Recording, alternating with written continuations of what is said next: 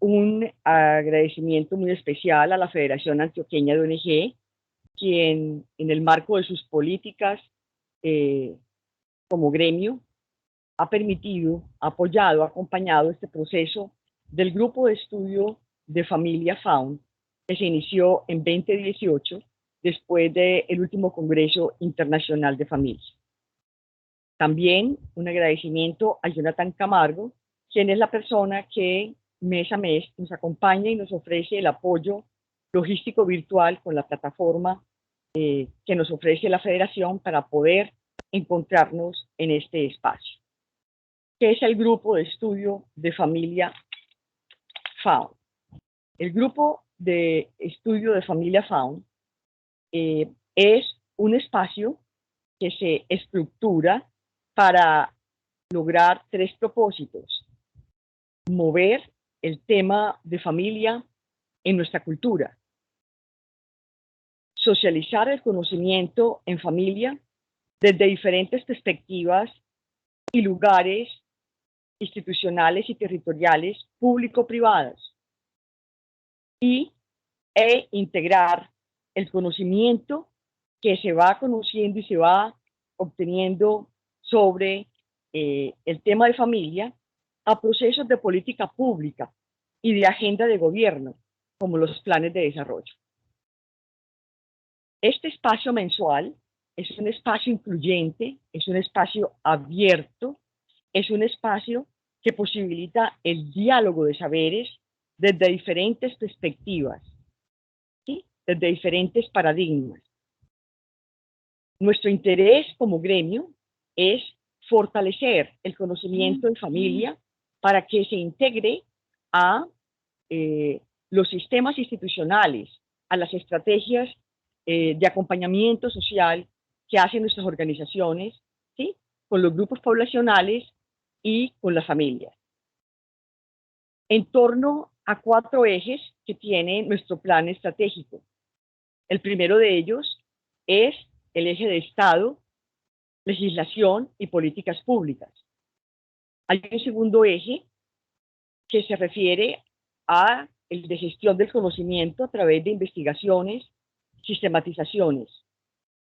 El tercer eje lo compone el conocimiento, que está relacionado con las estrategias de acompañamiento a las familias desde el marco institucional público-privado y también desde el trabajo que realizan en los territorios. Y por último, lecturas de contexto y procesos de participación y movilización de las familias como sujeto colectivo de derechos.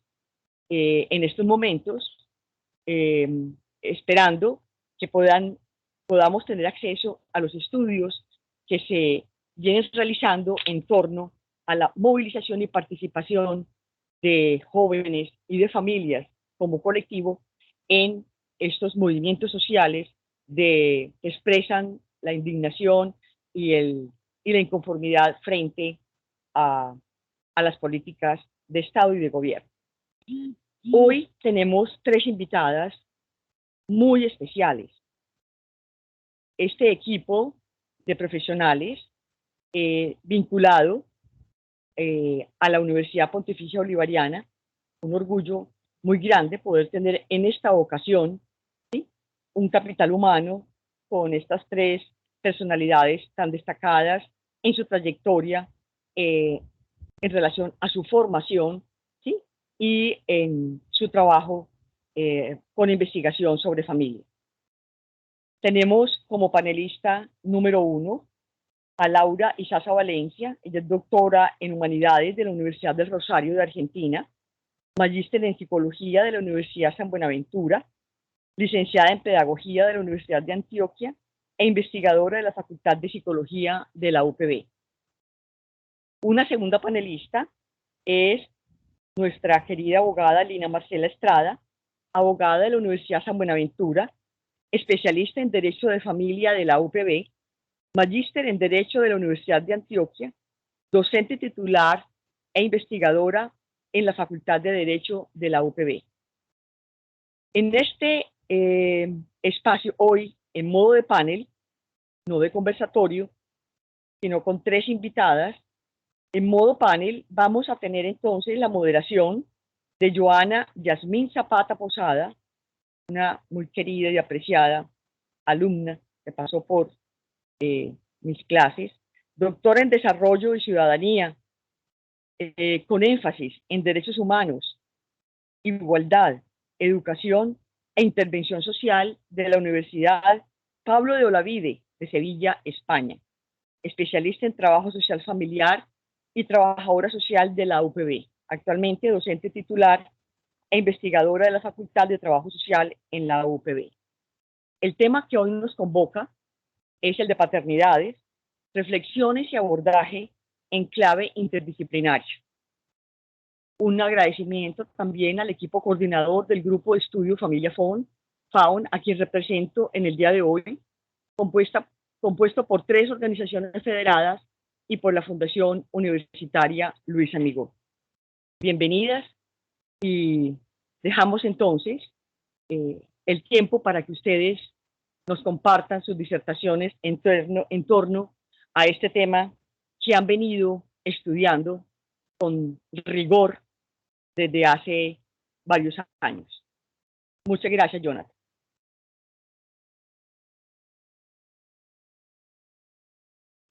Joana, la palabra es tuya para que podamos dar inicio a esta ponencia. Muy bien, muchas gracias. Muchas gracias a Jonathan y muchas gracias, Marina. Me encanta volvernos a encontrar por aquí. Creo que esos son cariños ya de antaño. Unos buenos días para todos, para todas.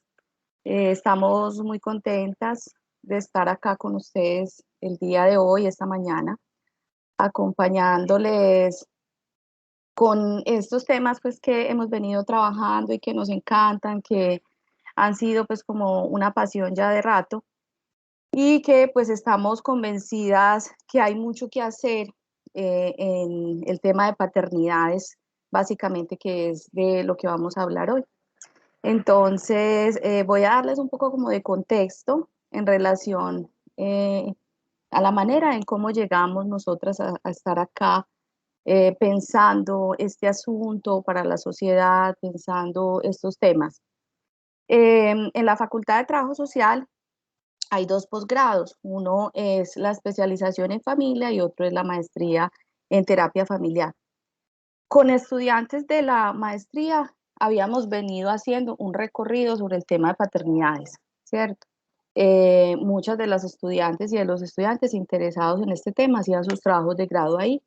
Yo empecé a notar esta tendencia y reuní esos trabajos de grado y dije, aquí hay una cantidad de material bellísimo, unos aportes muy valiosos, casi todos pues de la vida de lo cualitativo, y empecé a ver que había mucha construcción conceptual, que habían unas claridades ya en el tema de paternidades muy grandes en Colombia, no solamente pues a raíz de sus trabajos de grado, sino de otros colegas y colegas que habían estado pues en este tema, trabajando pues en el Valle, incluso aquí en Medellín, la Universidad Luis Amigó, en la Nacional, ¿cierto? Y yo dije, pues esto es muy valioso, esto hay que revisarlo, yo creo que esto tiene mucha potencia, particularmente a mí me gusta mucho este tema, entonces empezamos como a revisar esos trabajos y a ver qué se podía hacer a partir de ahí, y empezamos a ver que ya había muchos aportes conceptuales, que habían, digamos, unas aperturas en términos del tema de paternidades muy claras, que esto había ido minando pues como los asuntos académicos, y vimos que hacía falta, o que tal vez lo que podíamos aportar nosotras era esa mirada de lo interdisciplinario, y fue allí cuando empezamos pues como a conformar un equipo de esta índole, ¿cierto? Entonces, conformamos un equipo muy bello de profes allá en la universidad. Todas somos mujeres, las profes pues como que nos interesamos por este tema allí, y pues acá está con nosotras 2 de ellas.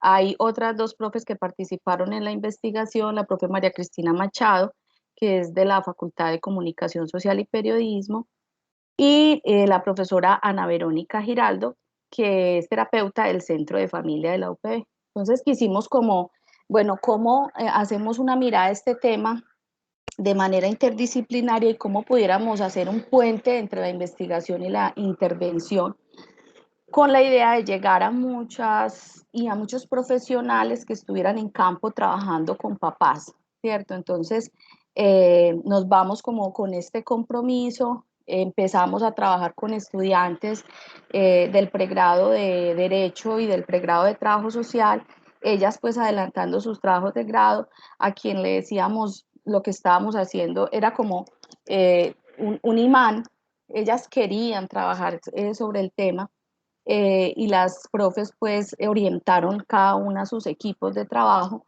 bajo una metodología cualitativa en todos los casos. Entonces, pues esto lleva años ya llevamos pues desde el 2018 desarrollando la investigación propiamente dicha, y pues ahora con la publicación del libro, que no es lo único pues que se ha sacado, pero digamos como que es lo que ha más circulado, por decirlo así.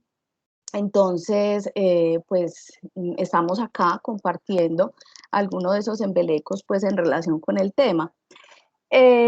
Inicialmente salió un video que ahora les queremos compartir, y pues siempre era como con la idea de que ese material pudiera circularse y pudiera servir en los grupos de apoyo, en los talleres reflexivos, bueno, en cualquier tipo de dispositivo metodológico que los profesionales utilizaran en sus escenarios de trabajo, ¿cierto? Y siempre con la idea de poder incluir al papá, ¿cierto? Poder incluir al papá en los escenarios pues, de participativos en las instituciones, que no fuera siempre la participación de las mujeres, porque como ya sabemos, hay una mayor participación de las mujeres en todos los escenarios sociales, y que pues los hombres también paulatinamente fueran incursionando en eso, lo han hecho, pero que no se quedara ahí como en que lo han hecho, sino que siguieran haciéndolo y que tuvieran pues una motivación importante para hacer. Entonces, pues el libro es el resultado de esa investigación, de todos esos esfuerzos que hemos hecho en este equipo, todas las conversaciones que hemos tenido también con otros colegas de otras universidades a través de los documentos, porque fue una revisión documental bastante fuerte en la que encontramos unas cosas maravillosas. Hay un material sobre paternidad muy bello que ustedes pueden ver rastreado en el libro y que en algún momento lo pueden encontrar en la web y utilizarlo porque pues está de acceso libre.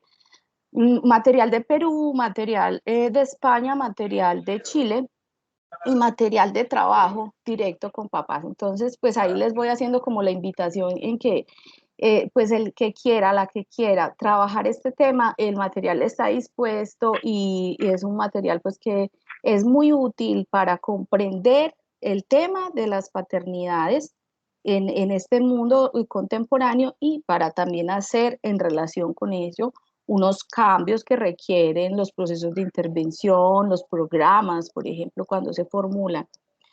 Entonces, el libro Cuento con Papá, aportes interdisciplinarios a la intervención con padres, de alguna manera sintetiza, reúne, tratamos de organizar muy bien todo ese material a través de 5 capítulos.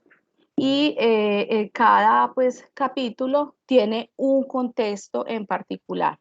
Empezamos con un capítulo más bien introductorio, donde mostramos lo conceptual, quien quiera como saber más o menos conceptualmente esto para dónde está yéndose, pues ahí hay una introducción que puede acercarlos a eso, acercarles.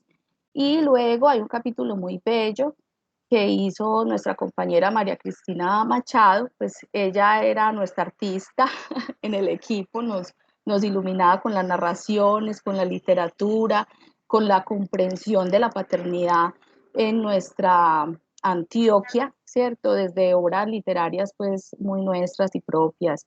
Entonces ahí tienen pues como inicialmente ese acercamiento, y luego pues ya cada contexto el jurídico, el educativo, el terapéutico, empieza a mostrar pues la realidad de los papás en ese escenario, ¿cierto? Cómo es visto el papá en ese escenario, cómo se posiciona y finalmente los capítulos tienen unas guías de intervención, unas guías de trabajo propuestas para profesionales que trabajan con papás, con la idea de que pues, lo visto en el capítulo se pueda desarrollar a través de esas propuestas. Esas guías tienen material, tienen un diseño tranquilo, fácil de aplicar, que en el caso también que el profesional o la profesional quiera hacerle modificaciones, puede hacerlo de acuerdo al contexto institucional en el cual esté trabajando. Entonces, básicamente ese es como lo que ustedes pueden encontrar en ese libro. Y pues en esta mañana tan bonita tenemos la oportunidad de tener a dos de las profes encargadas de cada uno de esos contextos. Entonces, en estos diálogos interdisciplinarios, yo creo que, pues primero las que más crecimos fuimos nosotras, porque fue un poder comprender desde otras miradas este asunto y saber que no era visto de una manera unidireccional, sino que aquí había muchas voces que podían aportar al tema de las paternidades, al reconocimiento de las paternidades en la sociedad. Y pues creo que fue muy bello también el aporte de los papás, de los mismos papás a los cuales nos acercamos. En el caso del contexto terapéutico hicimos dos grupos focales con papás. Pues cuando digo papás, papás hombres, en ejercicio pues de su paternidad, algunos con muchas dificultades en ese ejercicio, porque esto pues no es un ejercicio plano, tranquilo, ¿cierto? Sino que tiene muchas vicisitudes y preocupaciones, dilemas para ellos, y pues esa escucha fue absolutamente valiosa.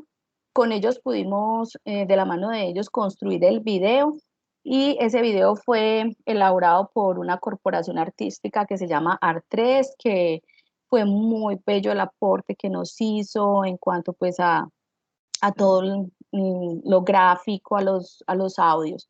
Entonces, con estos papás vimos los videos, ellos fueron como contándonos cómo les parecía esto. Entonces fue un trabajo muy bonito de ir y venir en el diálogo con ellos.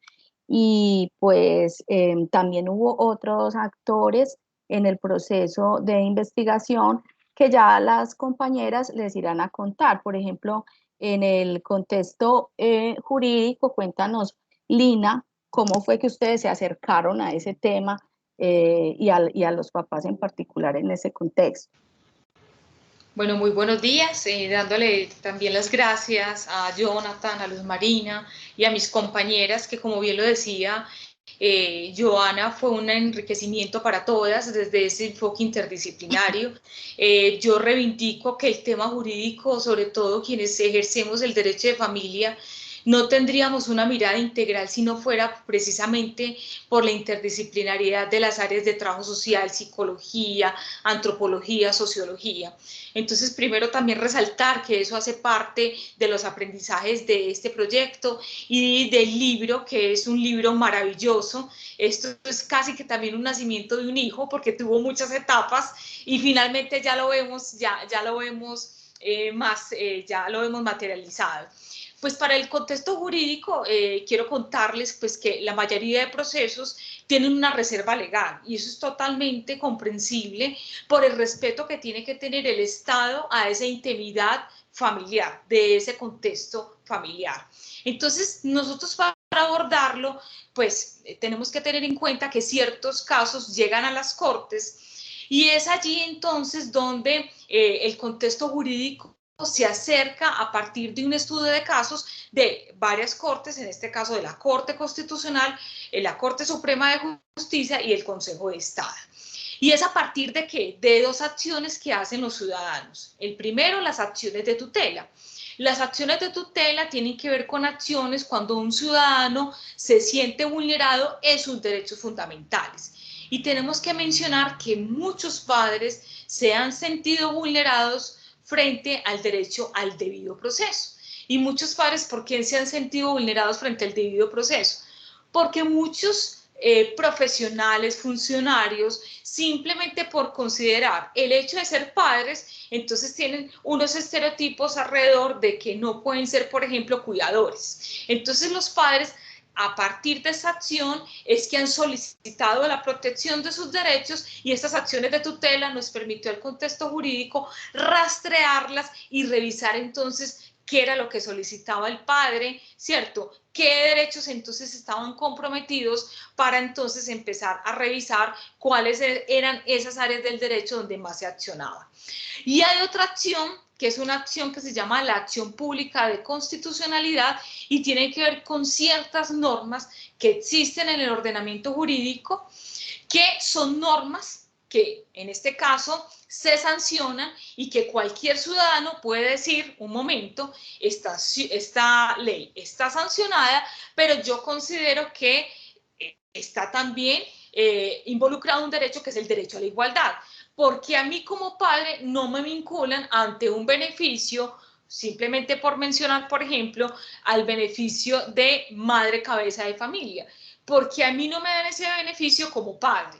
Entonces es a partir de las acciones de constitucionalidad, en este caso, que los ciudadanos acceden, en este caso, a esa acción frente al Estado para el reconocimiento de sus derechos. Entonces, para el enfoque jurídico fue fundamental hacer esa revisión de esos casos que llegaban a la Corte para entonces determinar las áreas, en este caso de las áreas jurídicas, donde más se solicitaba protección de los padres. ¿Y por qué hicimos esos estudios de casos? Pues porque también está la norma, ¿cierto? Y de hecho también quiero contarles que Colombia es uno de los países con más riqueza en normatividad. Nosotros queremos regular todo, ¿cierto? Queremos regular absolutamente cualquier situación. Entonces yo quiero también decirles un asunto hoy, y es que Colombia no carece de normas, al contrario, tiene muchísimas normas. El problema de nosotros es que no hacemos efectivas esas normas, no aplicamos esas normas, ¿cierto?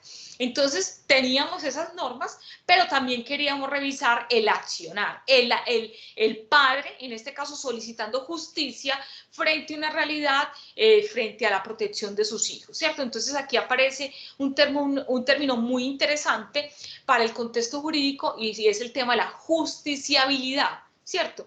El padre, en este caso, solicitando justicia al Estado para que se le haga un tratamiento igual a ciertas, en este caso, beneficios que ha tenido la madre, y que también se cambien estereotipos alrededor de eso que siempre el derecho ha puesto al padre, y es el lugar del padre, progenitor y proveedor, ¿cierto? Y no sé si han escuchado esta frase. Es que madre sola de una y padre puede ser cualquiera, ¿cierto? Es cambiar también esos estereotipos, ¿cierto? Entonces, es cambiar ese lugar que siempre le ha dado el derecho. El derecho que el lugar le ha puesto. Usted solamente tiene que estar acá dando alimentos, y como padre simplemente frente a la figura de ser un padre biológico. Entonces, nuevamente lo digo, fue un contexto con muchos desafíos, porque no hay mucha normatividad, hay muchas sentencias, pero alrededor del trabajo que hicimos, como bien lo dice Joana, con una formación investigativa para los estudiantes, se permitió entonces ya revisar toda la jurisprudencia, organizarla por áreas, que ustedes lo van a ver en el capítulo 5 del libro, y de allí entonces tomar los casos más representativos. Gracias, Lina. Cuéntanos, Laura, en el contexto educativo, ¿cuál fue la estrategia para acercarse a los papás, a lo que pensaban sobre el tema de paternidades en este contexto? Muchas gracias, Joana. Muy buenos días para todos. Feliz de estar en este espacio y poder socializar lo que fue la experiencia de pensar la paternidad en el contexto educativo. En el caso de nuestro capítulo, quisimos nombrarlo Que Venga Papá. Y es que desde el inicio la pregunta estuvo de qué tanto esos hombres en el ejercicio de la paternidad hacen parte de los procesos académicos y formativos de sus hijos en las instituciones, no solamente qué tanto ellos participan, sino en qué medida desde los discursos y las prácticas son llamados desde las instituciones, digamos de manera directa. La manera de acercarnos más que el papá, digamos como a esa experiencia de participación o no, en las instituciones educativas, tuvo como dos rutas o dos caminos. El primero fue el directo, es decir, ese hablar y encontrarnos con los papás, que fue a partir de los grupos focales que ahorita Joana hacía mención, en donde algunas preguntas se pusieron en escena frente a esas experiencias, y el podernos encontrar su participación o no, su vinculación o no, un poco esos factores posibilitadores para estar cercano a los procesos formativos de sus hijos, o por el contrario, aquello que obstaculiza y que, aunque de pronto el deseo esté de querer hacer parte, algunos factores sociales, culturales, laborales no lo permiten. Y el encuentro indirecto, por decirlo así, fue esas otras voces que nos hablaban de esa participación de los papás. Primer acercamiento fue documental. Vimos como estrategia el poder mirar desde la normativa que aparecía frente a esa participación directa del padre. Aparece ese llamado a la familia, ¿cierto? Donde no necesariamente pues se habla directamente de esta figura, sino el cómo las instituciones son promotoras y tienen el compromiso de renovar siempre las maneras de acercarse a las familias y garantizar esa relación directa escuela-familia. Luego hicimos un rastreo o un acercamiento a documentos institucionales de algunas instituciones públicas y privadas del área metropolitana, mirando en sus proyectos pedagógicos, en sus proyectos transversales, si habían propuestas dirigidas a la inclusión a los papás. Lo que encontramos, yo creo que fue una motivación mayor de seguir esta apuesta por visibilizar a los papás en los contextos educativos, porque fue poco realmente el hallar esa información, ¿cierto? O esas apuestas. Dos instituciones sí nos dejaron ver como proyectos o talleres específicos pensando en los papás y en las necesidades, y que nos dieron, digamos, como esa pauta para continuar el rastreo. La tercera estrategia dentro de esa recolección indirecta fue entrevistar distintos actores institucionales, docentes, profesionales de apoyo, directivas, que nos pudieran contar desde su experiencia en las instituciones en las que estaban o en su experiencia, digamos, profesional, en qué medida habían tenido estos acercamientos a los papás o qué leían desde las familias que acompañaban, el por qué estaban o no estaban, si era necesario que estuvieran. Y creo que esta manera o esta estrategia que optamos de lo directo o indirecto nos enriqueció mucho como investigadoras. Fue una manera de ir madurando la comprensión de esas nuevas paternidades, de ir reforzando la idea de la importancia de que se visibilice esos papás en ese acompañamiento, y no solamente pues visibilizar como protagonismo para dejar afuera a otros como la mamá, sino esa posibilidad de dar una participación equitativa y un permiso. Digo esta palabra porque apareció en una de las entrevistas, y es sentirse con permiso de estar, ¿cierto? De que realmente es un espacio para hablar también de sus particularidades, necesidades y propuestas de acompañamiento. Muy bien, Laura, muchas gracias.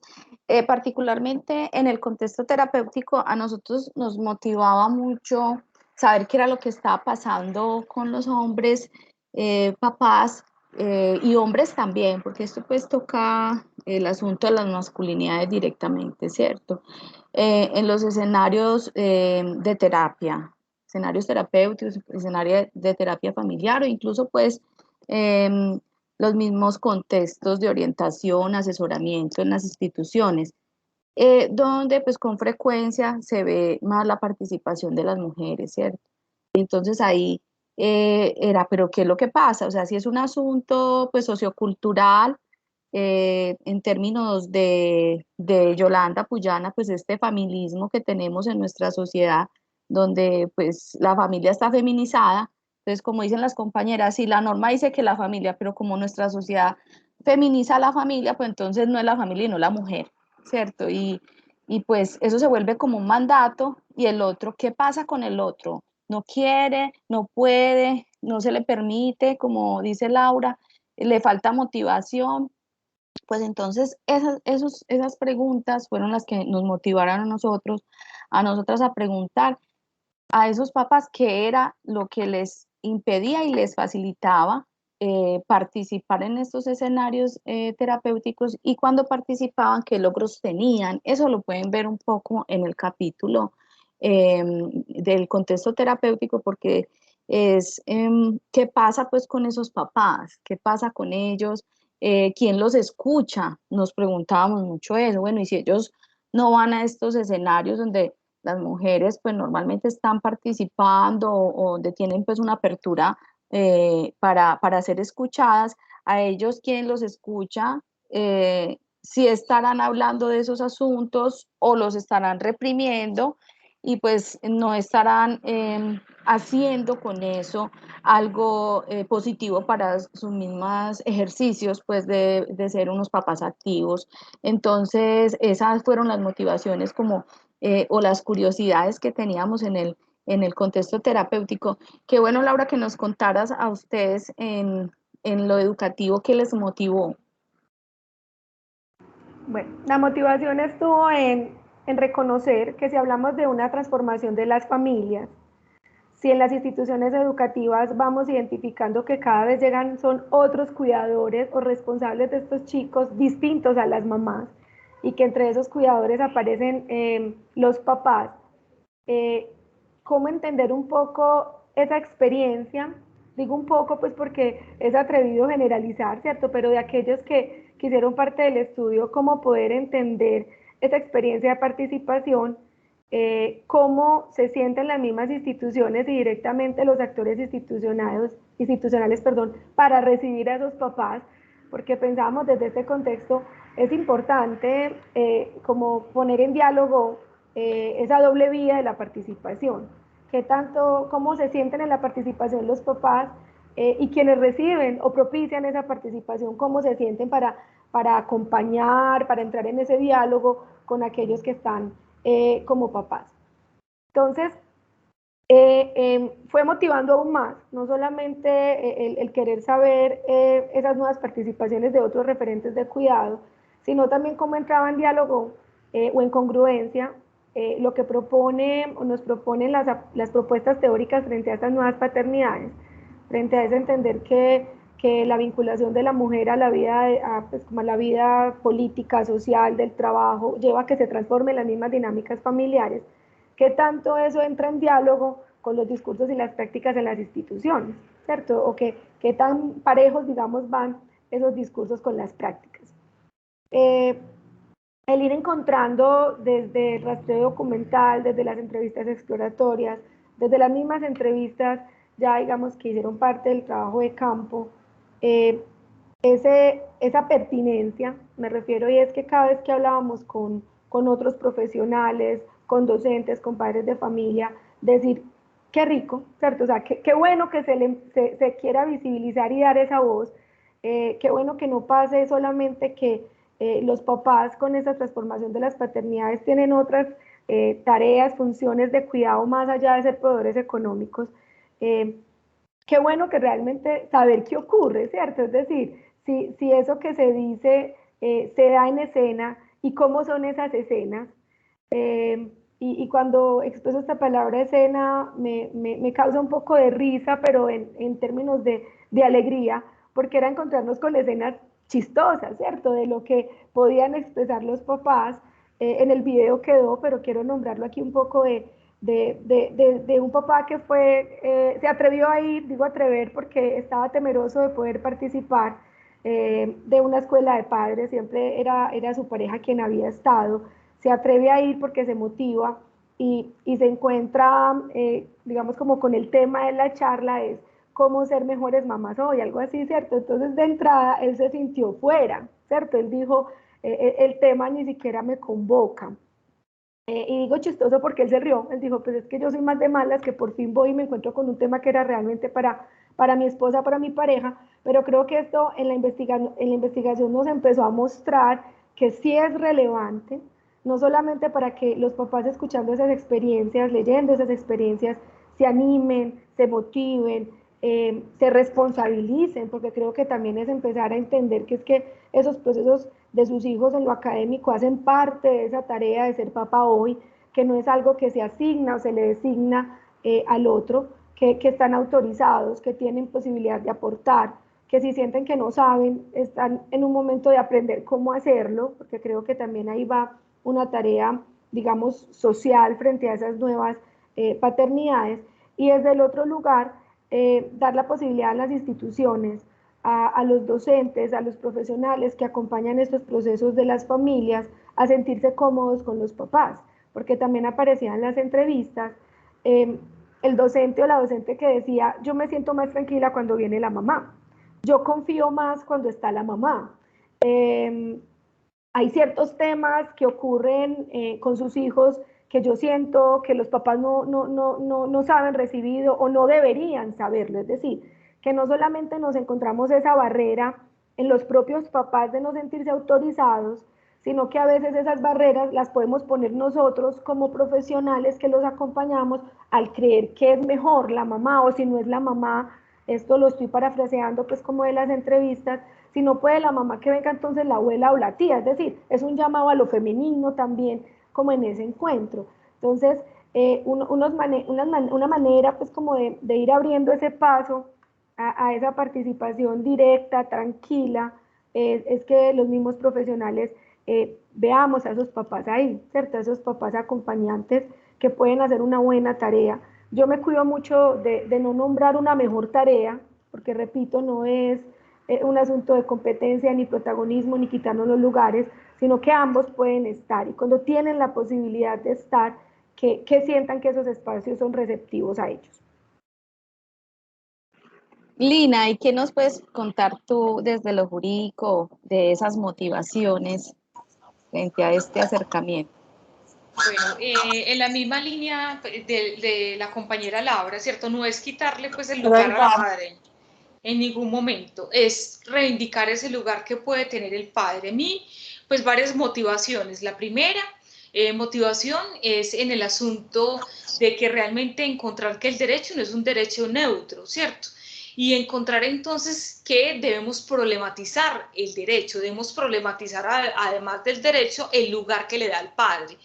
Eso me motivó mucho, ¿cierto? Porque hay ciertos asuntos como investigadora, como abogada, pero también en el ejercicio del derecho, que uno encuentra a partir de padres que a partir de una asesoría le dicen, no, pero es que yo no me atrevo a ir a una comisaría, yo no me atrevo a solicitar la custodia, porque es que yo soy papá. Y es posible que por la edad de la niña, entonces a mí no me otorguen la custodia. Entonces, una de las motivaciones más importantes es eso, es problematizar el derecho y ver que muchas veces el derecho asigna roles que realmente no debería hacerlo, lo debería hacer a partir de una igualdad entre padre y mamá. El otro asunto es la aplicación del derecho, ¿cierto? Cómo entonces existen normas y cómo las estamos aplicando desde nuestro ejercicio profesional, desde el campo educativo, como bien lo contaba Laura, como funcionario. O sea, nosotros realmente es cómo estamos dando esa aplicación de esos roles. Se los cuento a partir pues como de dos casos particulares. El primero, que es fue un caso bien interesante y es un padre que queda en este caso bajo la custodia de su hija porque la madre se va a los 2 años, regresa a los 12 años y solicita la custodia de su hija. La madre lo solicita a partir del juzgado de un juez de familia y la juez de familia considera que por la edad de la niña, 12 años, y por ser una niña, debería estar con su mamá. Entonces, eso es un asunto, una situación donde se desconoce el rol del padre por todo este tiempo en que estuvo, ¿cierto? Acompañando a la niña, ejerciendo el tema de la crianza segura frente a la niña. Y de hecho, en el proceso aparece que la niña en una entrevista que se le hizo dice, no, es que yo quiero estar con mi padre siempre ha estado. Y la juez dice, no, lo que pasa es que a los 12 años la niña ya está a portas, en este caso de ser adolescente, y cómo voy a asignarle yo la custodia al padre sabiendo que él es un hombre, ¿cierto? Entonces también es una invitación de revisar esos conceptos que tenemos, ¿cierto? Revisar esos conceptos además que muchas veces escucho como abogada y son conceptos como, es que es el padre, y casi que también lo pone en un lugar de un padre maltratante o un padre abusador, ¿cierto? Como si fuera un asunto que siempre le va a pasar a un niño y no es así, ¿cierto? En el derecho hay algo muy importante y es el tema de no generalizar y además de revisar el caso particular a partir de las pruebas que se den. De hecho, hay una frase que es muy interesante y es: dame la prueba y te daré el derecho, ¿cierto? Pero no genere reglas generales a casos particulares, como pasó en este caso con esta juez, ¿cierto? Que fue un caso muy desafortunado, pero que finalmente a partir de la revisión de la Corte llama la atención a la juez frente a este estereotipo que generó, que la niña debía estar frente a la mamá por la edad y por ser mujer. Y hay otro caso también muy interesante y es el tema de la licencia, ¿cierto? Por eso les digo que el derecho no es un derecho neutro. Que tienen, hay un micrófono, perfecto, gracias. Que el derecho no es un derecho como se considera que es un derecho neutro, no. Hay veces el derecho genera esos estereotipos, es por ejemplo con el tema de las licencias de maternidad y paternidad, ¿cierto? Como hoy tenemos una licencia que desconoce sus tiempos de acompañamiento de crianza que puede ejercer el padre. Y aunque hoy tenemos, inclusive, hoy se va a sancionar una ley muy importante para un poco empezar a tener más tiempo el padre con el niño, todavía estamos en un asunto de desigualdades. Una madre pensada siempre, ¿cierto?, en ese tema de cuidado, acompañamiento, y un padre muy relegado. De hecho, yo les cuento que antes, cuando salió la ley María, se establecía que si los dos padres cotizaban, tenían 8 días. Y si solamente un padre cotizaba, tenía 4 días. Y la Corte dijo: no, pero un momento, porque estamos haciendo desigualdades a partir de un tema de cotización. El padre requiere un tiempo con el hijo, no le ponga tiempos de cotización. Por lo tanto, bajo el principio de igualdad, tienen que ser los 8 días para los dos o solamente uno que cotice. Entonces es muy interesante esa motivación, nuevamente lo indico, de revisar nuestros roles, ¿cierto? Revisar el papel que estamos asumiendo como profesionales de ese lugar del padre, y que no generemos estereotipos simplemente porque es un padre, un hombre.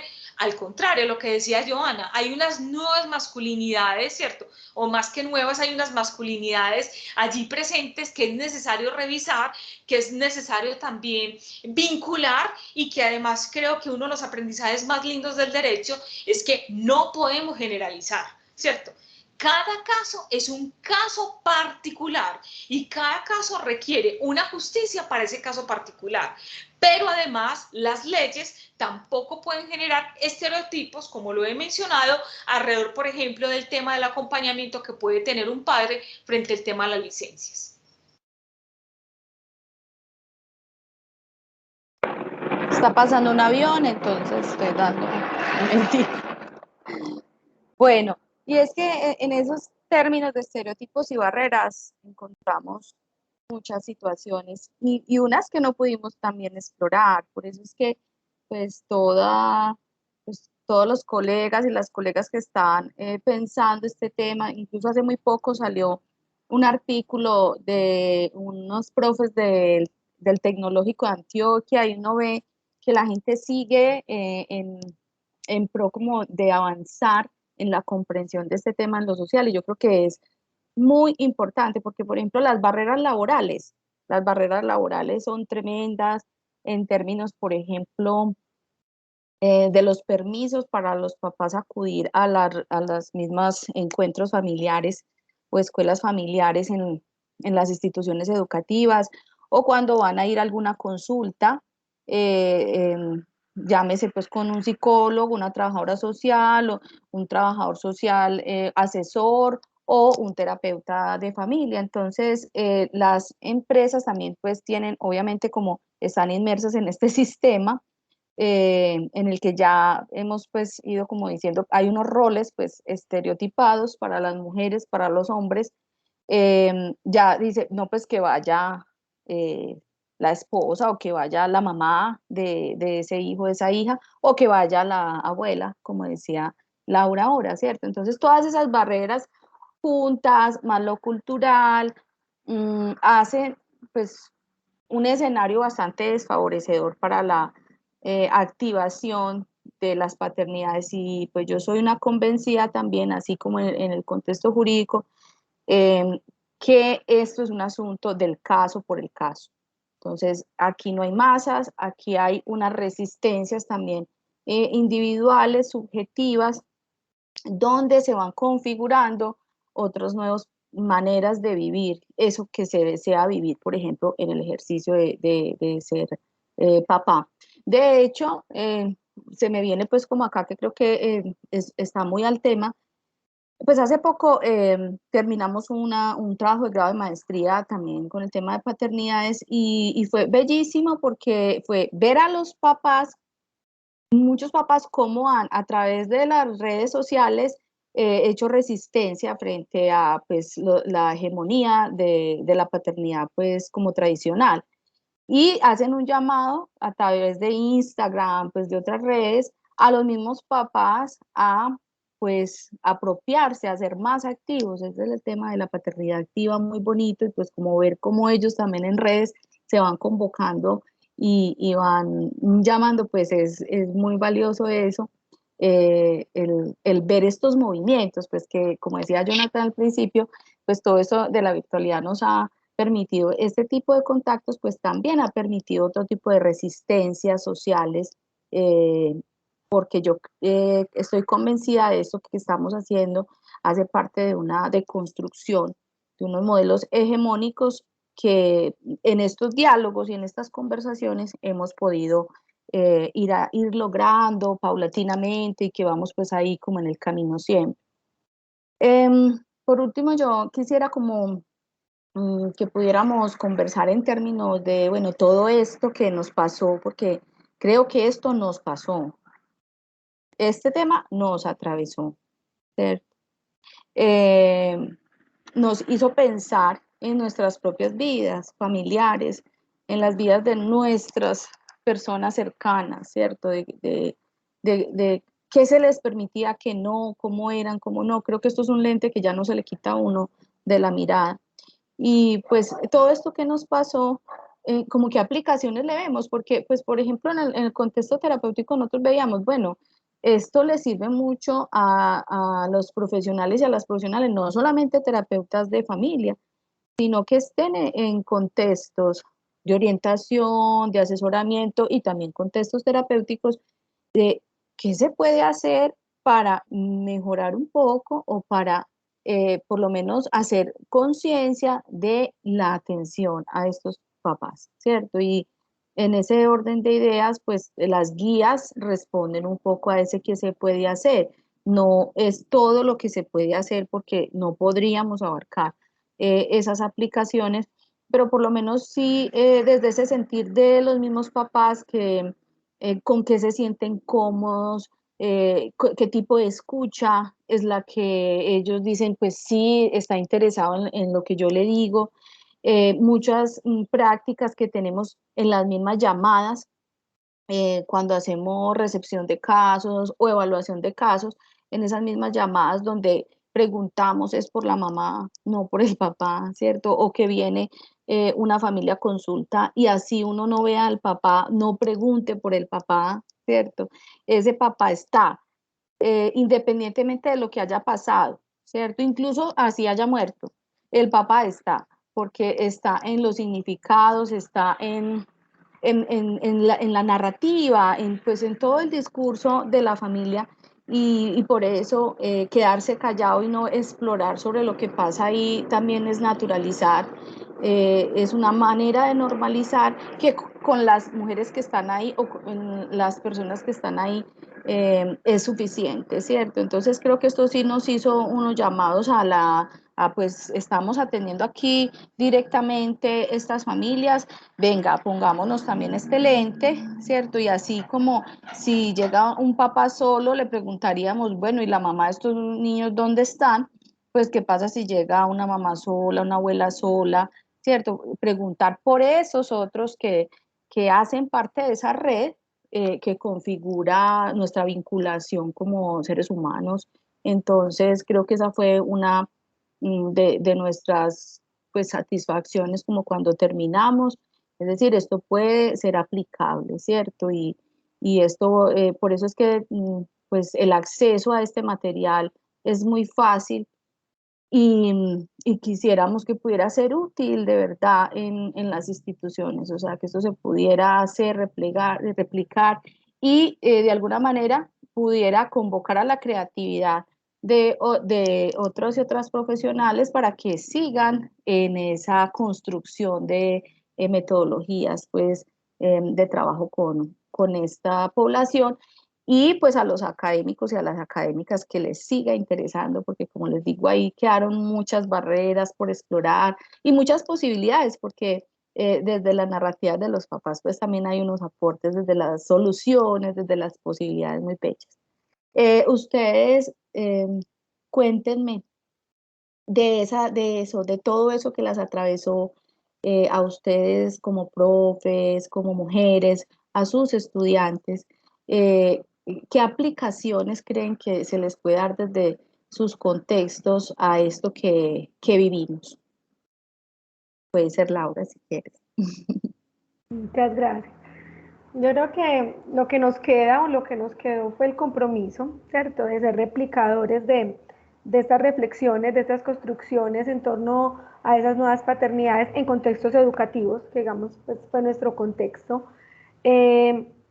La posibilidad de tener presente a eso diverso, o sea, a todos aquellos que llegan. Yo creo que aquí nos preguntábamos por el papá, pero dentro de eso que queda como para seguir investigando es que no solo están llegando los papás, ¿cierto? Están llegando los abuelos, están llegando los hermanos, y creo que es la invitación a que esa concepción de familia es diversa, es amplia, es una construcción que se va haciendo, como en las mismas instituciones digamos como una acción de intervenciones, abrir espacios para conversar de familias con sus comunidades académicas, con las mismas familias, esa posibilidad de naturalizar que la familia es distinta con los mismos niños, los mismos adolescentes, porque también aparece en las entrevistas ese asunto de que a veces no es solo que el papá no quiera ir, sino que ese hijo no quiere que sea su papá el que vaya, ¿cierto? Porque él anticipa que van a ir son las mamás. Entonces, creo que en cuanto a aplicación, en cuanto a intervención, es esa posibilidad de que se hagan acciones concretas, talleres, espacios de reflexión, conversatorios, donde el tema familia llegue a las instituciones. Cómo lograr trascender este tipo de espacios de sensibilización y de formación, los mismos muros de las instituciones educativas y la familia, y llegar a la laboral.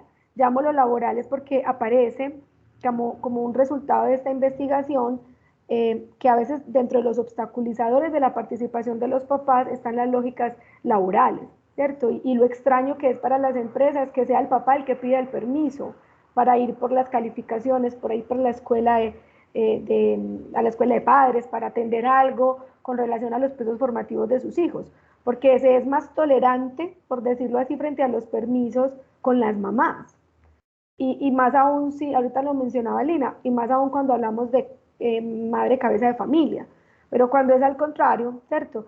Si es un padre solo acompañado, ¿cierto? Se espera que sea otro el que lo sustituya en esa tarea, porque laboralmente no se evidencia, digamos, como esa posibilidad de participación. Entonces creo que aquí hablamos de unas guías, como lo decías tú, Joa, unas guías que pueden ser, en nuestro caso, pensadas para los profes, pensadas para psicólogos en el contexto de lo educativo, pero que son guías que uno diría puede perfectamente cualquier profesional tomarlas, adaptarlas y considerarlas para trabajar con los papás, pero tenemos que trabajar también con quienes acompañan esos procesos de los papás, porque nuestros papás se pueden empoderar, ¿cierto? Se pueden motivar, querrán hacer de resistencia de pronto a un sistema donde ellos se sientan no incluidos, pero sí necesitan un soporte, una red que les vaya dando la bienvenida, ¿cierto? Y que les vaya dando la posibilidad de ese encuentro con esos otros, vuelvo, mamá, abuelos, nanas, pues porque dependiendo del contexto aparecen muchas otras posibilidades. Gracias, Linita. Puedes continuar. Gracias, yo así.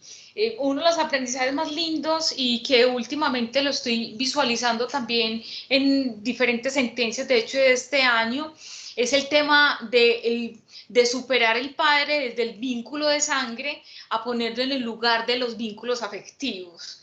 Les quiero contar dos casos, porque pues realmente me gustan mucho los casos porque ilustran esta situación. La primera fue una adolescente de 15 años, quien su padre biológico, es más, un padre ausente, él ya siempre tuvo, en este caso, su vínculo filial por un padre que la había reconocido, pero que no era el verdadero padre, un presunto padre, y el verdadero padre llega e impugna esa paternidad. Y ella dice, no, es que por 15 años él nunca ha estado, y ahora entonces quiere que yo lleve los apellidos de él. No, es que mi vínculo afectivo está con el que aparece ser mi padre, pero no lo es. Entonces, como uno de los aprendizajes más lindos es poner ese lugar de los vínculos afectivos, ¿cierto? Y otro asunto es una reciente sentencia que inclusive se dio en Medellín, y es a partir precisamente de un padre, en este caso, que era el compañero de, en este caso, era un padre que había reconocido a su hija, pero la niña vivía con su madre y con su nuevo compañero. Y tenía muchos vínculos con ese nuevo compañero. Y ese nuevo compañero quería tener con ella unos asuntos como era derecho de alimentos, custodia, visitas, pero ¿qué dice el derecho? No, pero es que usted no tiene ningún vínculo legal. Y dice la Corte, en un momento, usted tiene que quitarse siempre el vínculo de la sangre. Si hay vínculos afectivos, porque el derecho no lo puede permitir. Entonces, de los aprendizajes más bonitos es eso. Primero, que los funcionarios tienen que ser creativos, como tú lo decías, Joana, hay herramientas jurídicas y se tiene que revisar el caso, ¿cierto? Entonces, ese es el llamado que dice la Corte, no, un momento, es que revise, es que si aquí siempre hemos hablado de una protección especial para los niños, de un interés superior del niño, ¿por qué los funcionarios no lo aplican? Con algo, y es no desconocer esos vínculos de afecto, de amor, sobre todo porque el amor es un derecho que está constitucionalizado en el artículo 44. Y como lo he mencionado, no basta simplemente que tengamos una muy buena y vasta legislación, sino que también lo que implica es que garanticemos esa normatividad a los casos específicos, ¿cierto? Entonces creo yo que esto transversalizó un asunto también personal, pero no solamente para mí, sino también para mis estudiantes. Escuchar a mis estudiantes de Derecho decir, profe, en toda la carrera siempre vimos el lugar del padre, en el lugar de que era un padre simplemente que estaba ahí para dar alimentos, es decir, un padre proveedor de asuntos económicos, y nunca en ningún asunto, es decir, nunca resaltaron el lugar del padre de todo el acompañamiento, cuidado, o sea, todo lo que puede hacer, es resaltar la labor que tiene en el derecho. Entonces, para mí, ese asunto es fundamental, porque es que un estudiante de derecho es finalmente el quien va a aplicar el derecho como juez, como defensor, como comisario de familia. Entonces, eso para mí es de resaltar, como bien lo dices tú, porque eso hace unos cambios personales, pero también hace unos cambios muy importantes a quienes están en la formación. Entonces me parece bien interesante. Y quería contarte algo yo, y es que hay unas preguntas, pero yo creo que ya vamos a hacer, porque ya veo que estamos ahí en el chat, ya actividad para preguntas, pues veo... Tranquila. ¿Tienes algo más para decir, Linita? No, no. Era, pues, Listo, no, pues vea, con esto pues como que ustedes dicen, yo pues nosotros nos vimos escuchando porque imagínense, llevamos en esto juntas mucho tiempo, pero cada vez que las escucho aprendo cosas nuevas y en este momento pues un asunto de lo que ustedes están diciendo es recordarle como a este público que los efectos del patriarcado no son solamente para las mujeres. Nosotras hemos vivido unos efectos del patriarcado muy fuertes, los hombres también, ¿cierto? Porque el hombre que se sale de esos modelos hegemónicos, entonces también tiene un profundo dificultad, una profunda dificultad para ser reconocido. Entonces, las luchas feministas, las luchas de los movimientos de género han ayudado tanto a mujeres como a hombres, a los diversos, ¿cierto? A que aún siendo distintos a esos modelos establecidos, se puede ser y se puede vivir, ¿cierto? Los márgenes que a veces llamamos. Entonces, creo que este es un reconocimiento a eso, cuando decimos, bueno, es el caso por el caso, es no generalizar, porque los discursos dominantes precisamente lo que nos quieren es meter a todos pues como en un mismo discurso, ¿cierto? Y validado socialmente y que es por ahí. Entonces, pues es un llamado también pues, a profesionales que están en este ejercicio y a los mismos papás que cuando a veces sienten que quieren hacer otra cosa y las mismas mujeres que sentimos que queremos que esos compañeros de vida o incluso ya no siendo compañeros de vida, sino papás de nuestros hijos, quieren hacer otras cosas, pues una vez se empieza a permitírselo y la misma sociedad lo frena. ¿Cierto? Los mismos discursos dominantes lo van frenando a uno a través de quién, de los amigos, de los profesores, de cómo llegan esos discursos, de los otros, de los profesionales, cómo me llegan esos discursos a mí, la misma familia, ¿cierto? Entonces es como en esto tenemos que ser muy reflexivas en términos de qué es lo mejor para nuestros hijos y nuestras hijas también, porque muchas veces no se hace lo mejor para ellos y para ellas, sino que como tenemos ese moldecito, pues actuamos desde ahí. Eso por un lado, estoy aquí con esto cerrando. Y por el otro, es un llamado a, pues que en esta diversidad familiar a la cual estamos asistiendo, por ejemplo, las compañeras aquí lo fueron tocando con el caso Lina, Laura también con las historias que contaba, es llamado a que pensemos en familias muy distintas ya. Y en ese sentido, el paternar, la posibilidad de paternar va más allá de la paternidad biológica, ¿cierto? Entonces hay muchas familias donde quien paterna es otro hombre, paterna el papá social, que ni siquiera tiene hijos biológicos, pero está ahí con los hijos de una compañera con la cual tiene un nuevo hogar, ¿cierto? Y el papá biológico de este hijo está paternando por allá con otros hijos en otro hogar. Entonces, ahí es el llamado a los vínculos, ¿cierto? Esos vínculos y esa capacidad que yo tengo de conectarme en pro de una crianza, en pro de un cuidado, ¿cierto? Y parafraseando lo que dicen los papás, incluso no solo los papás de nuestro estudio, sino los papás blogueros, yo pues he escuchado a muchos papás, a los papás blogueros, por ejemplo, es que disfrutar el ser padre no es solamente por los hijos y por las hijas, que muchas veces en estos asuntos en los que estamos nosotras y nosotros en lo social, decimos, no, es que es siempre por el bien de los hijos y las hijas, no. El hombre disfruta de ser un papá activo por ser un papá activo, o sea, eso mismo también le da satisfacción, le da alegrías, le da compromisos, le da responsabilidades y unos sentires que de otra manera pues no podría tener. Entonces pues quien tenga que hacer las resistencias empiece a hacerlas, ¿cierto? En el contexto en que esté, es de la única forma. Y decirles que en nuestra sociedad esto se está moviendo, es un tema que está en efervescencia, ahí, pues hay películas que han salido, nosotras curioseando pues este tema, nos hemos dado cuenta, bueno, las películas, las series, por ejemplo, también ya tienen un contenido importante, escenas de paternidades muy bonito, los mismos programas de televisión locales, hay una telenovela colombiana que se llama Pa' Quererte, y es una telenovela que pues relata la historia de un papá que se dio cuenta que era papá por allá muchos años después.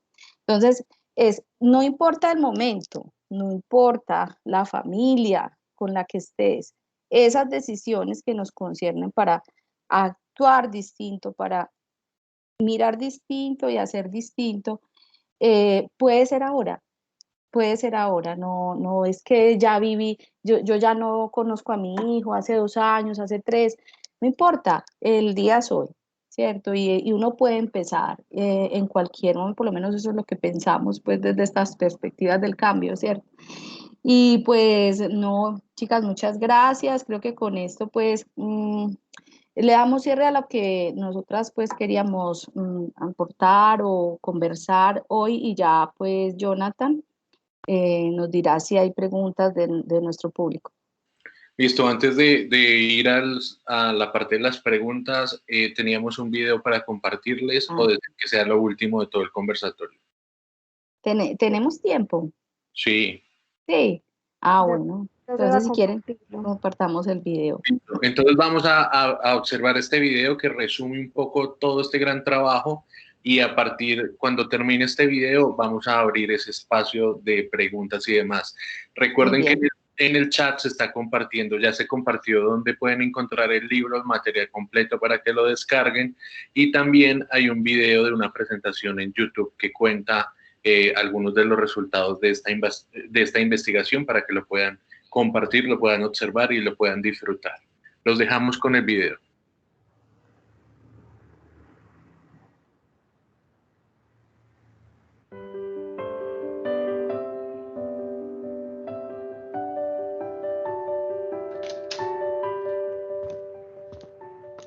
Mira, para lo que haga falta en casa. Está bien, nos vemos más tarde.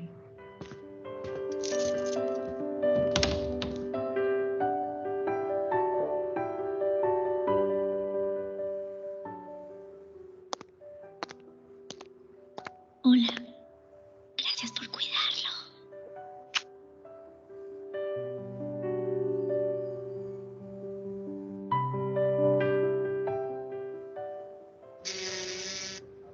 Hola Juan, nos vemos en el bar.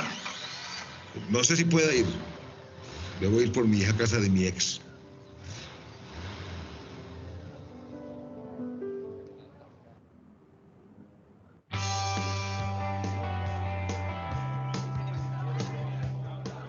Les llegó la notificación del colegio de los niños para la escuela de padres. Hermano, ¿usted para qué va a esas cosas? Para eso está la mamá.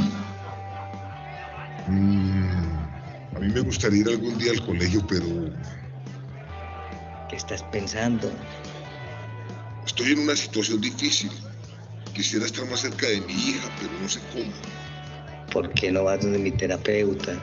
En un momento me oriento en ese tema. Sí, hermano. Uno puede ir en busca de espacios donde lo escuchen y no lo juzguen.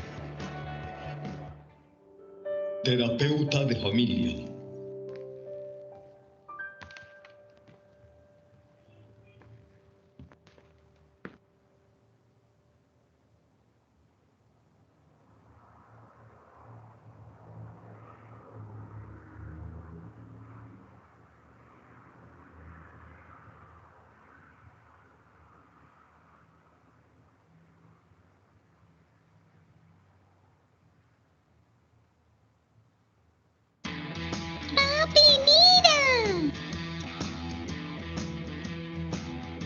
Tráigasela a la mamá. Nico, no puedo asistir. Tengo un viaje de trabajo. Debes ir tú.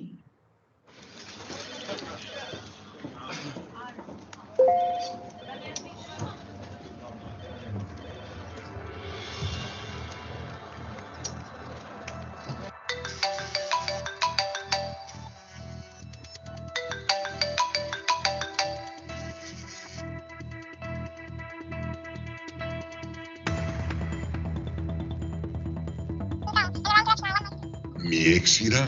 Me darán tiempo en el trabajo para ir. Irán otros hombres a estas actividades.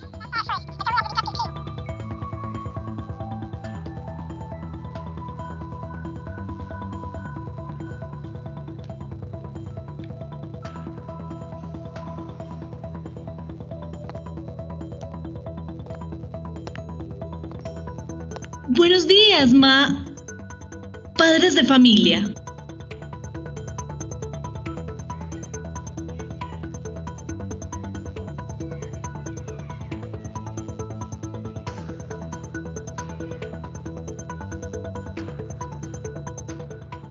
Tendrás un memo, porque una reunión de padres no es una excusa válida.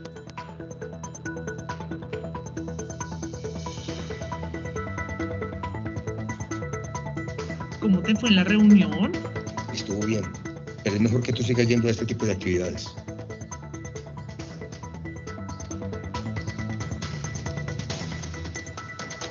Yo soy quien debe asistir a las reuniones.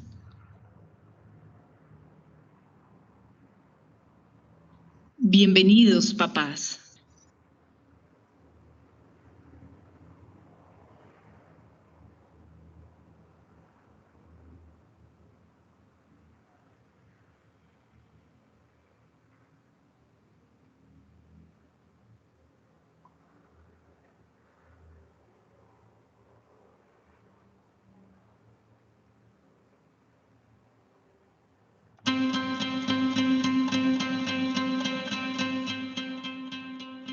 Sentencia T-587 de 2017.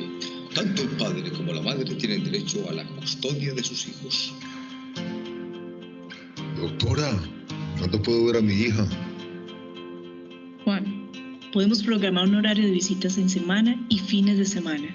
Igual se pueden alterar las fechas especiales como fiestas navideñas, cumpleaños y vacaciones. ¡Felicitaciones! Van a ser papás de nuevo.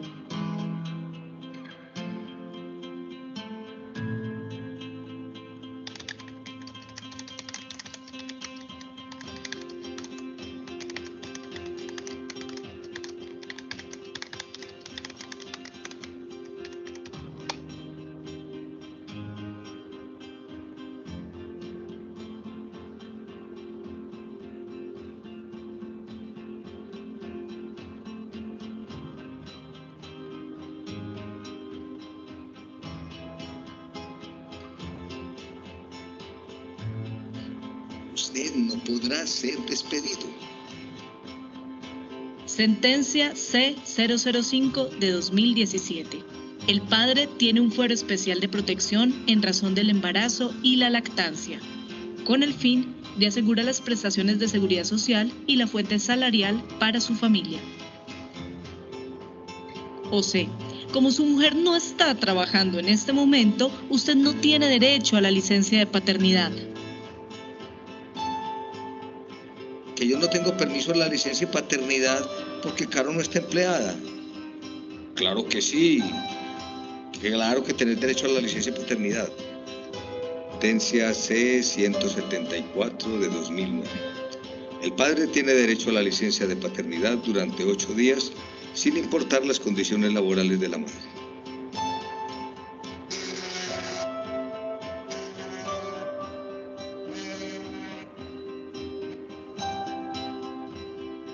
Nico, hablas con Julián. Sí, imagínate que estoy preso por un error y mis hijos están solos. Tranquilo, tienes derecho a tener casa por cárcel. Sentencia T-534 de 2017. El padre puede solicitar prisión domiciliaria ante la grave afectación de las condiciones de vida de sus hijos y por su condición de padre cabeza de familia.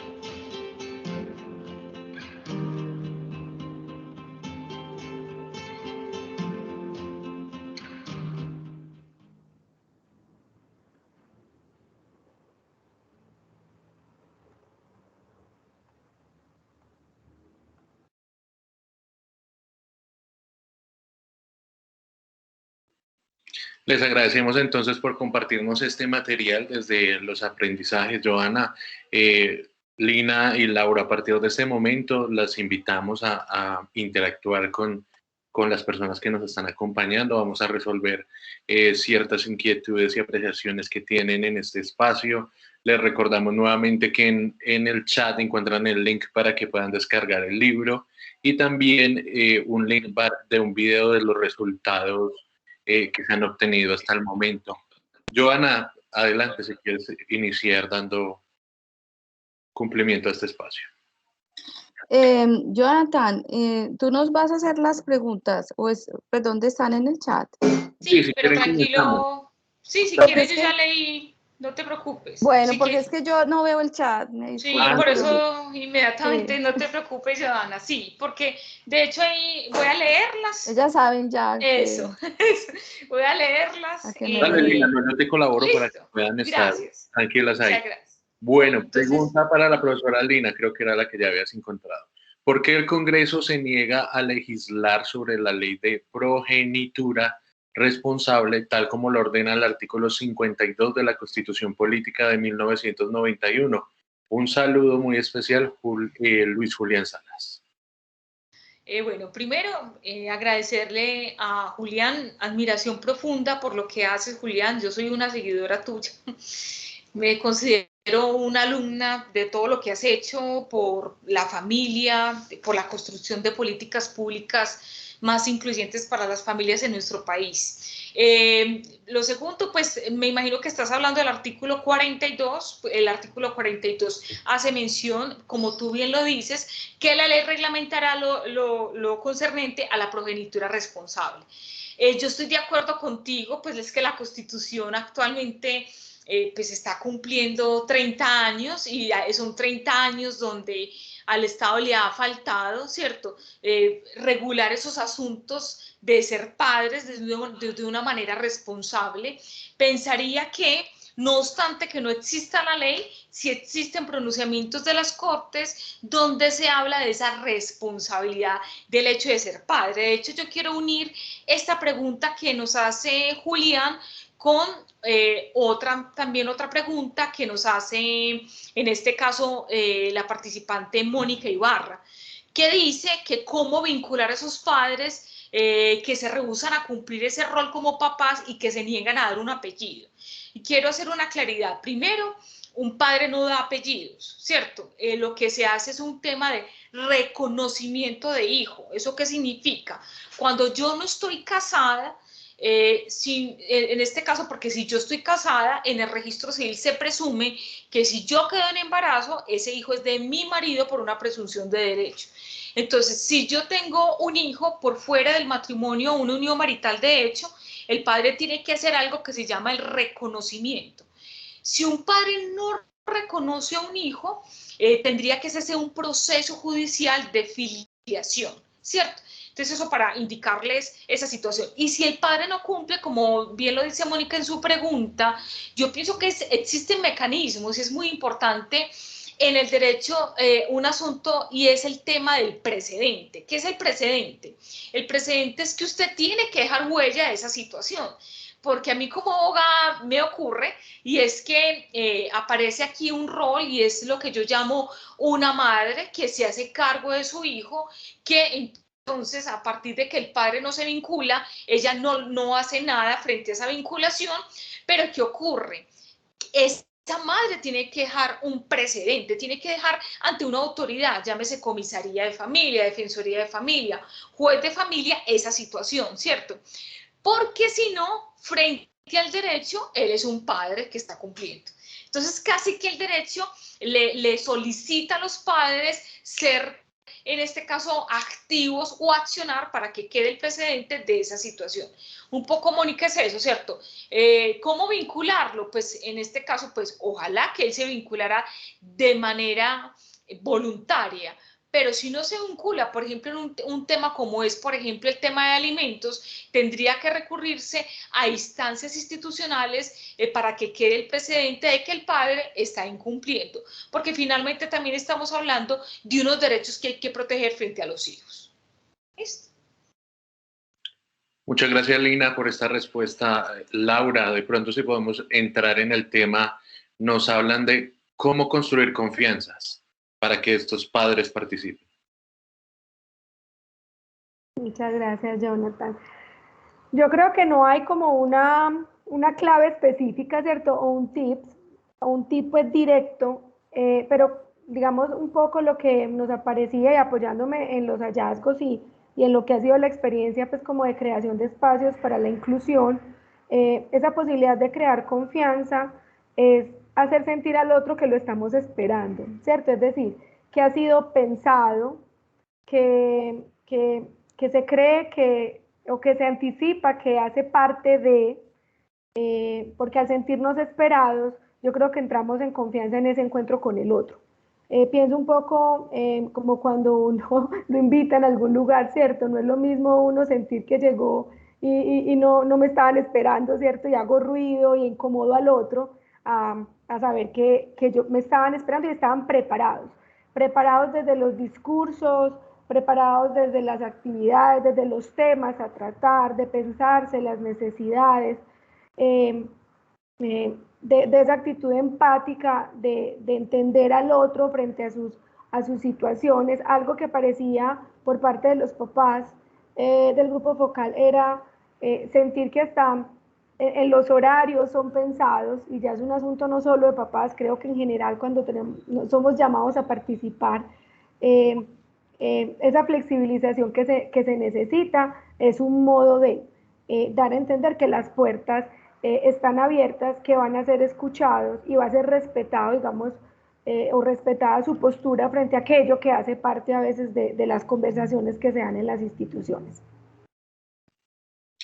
Muchas gracias por la respuesta, Lina. Te comparto acá. Oscar nos dice, un saludo especial a estas investigadoras. Me siento muy orgulloso de que sean precisamente ustedes las que están enfrente de este tema tan importante. Tengo la siguiente pregunta. ¿Por qué los profesionales manejan estos estereotipos al punto de no sentirse cómodo cuando es un padre quien asiste a estos procesos? O Laura, las dos. Sí. Bueno, ¿puedo ser yo también o solo las compañeras? Sí, no, claro.